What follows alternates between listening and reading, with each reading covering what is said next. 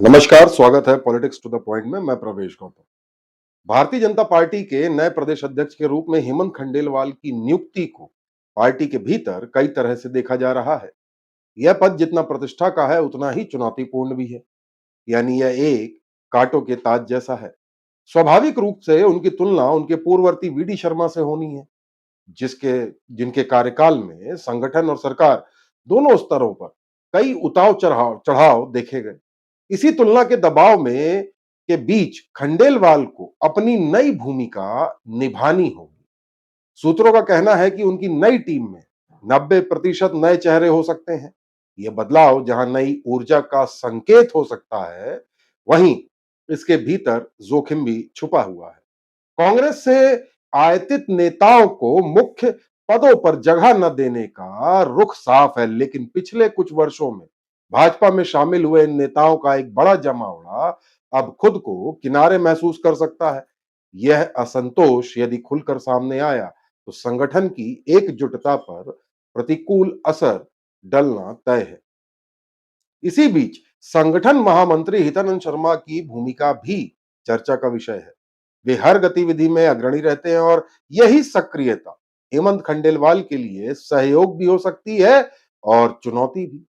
VD Sharma के कार्यकाल में हितानंद कार्यकर्ताओं के असंतोष को नियंत्रित करने में पूरी तरह से सफल नहीं रहे थे। ऐसे में हेमंत के सामने यह सवाल खड़ा है कि उनके साय से बाहर निकलकर अपनी स्वतंत्र छवि कैसे बनाएंगे। दूसरी तरफ गुटबाजी इस समय अपने चरम पर है। मुख्यमंत्री से लेकर कई मंत्रियों और विधायकों तक की नाराजगी जग जाहिर है। ऐसे में खंडेलवाल को यह देखना होगा कि वे इस गुटबाजी को किस तरह काबू में रखते हैं। यहां एक बड़ा प्रश्न यह भी है कि जब भाजपा के अधिकांश निर्णय दिल्ली से होते हैं तो प्रदेश अध्यक्ष के रूप में उनकी वास्तविक भूमिका और प्रभाव कितना होगा। इस राजनीतिक जटिलता के बीच एक और चुनौती है छवि और जनाधार की। जनप्रतिनिधियों और उनके रिश्तेदारों की हरकतों ने पार्टी की छवि को बार बार चोट पहुंचाई है। वहीं केंद्र सरकार के लिए सिरदर्द बने मुद्दों का असर प्रदेश संगठन पर भी पड़ता है, चाहे वो वोट चोरी का मामला क्यों ना हो। इन परिस्थितियों में खतरा यह है कि हेमंत केवल वित्तीय प्रबंधन के माहिर के रूप में देखे जाए, लेकिन उन्हें यह साबित करना होगा कि वे नेतृत्व की क्षमता रखते हैं और संगठन को मजबूत कर सकते हैं और जनता में भाजपा का आधार और बढ़ा सकते हैं।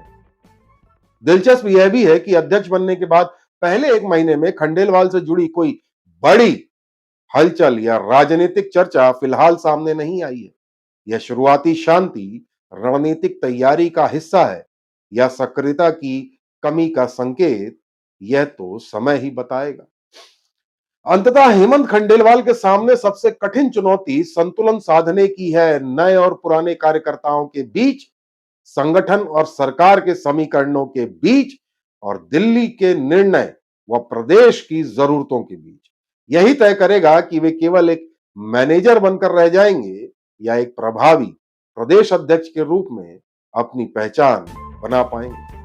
हमारा प्रयास आपको कैसा लगा जरूर बताइएगा। चैनल को लाइक शेयर सब्सक्राइब करना बिल्कुल न भूलें। बहुत बहुत धन्यवाद।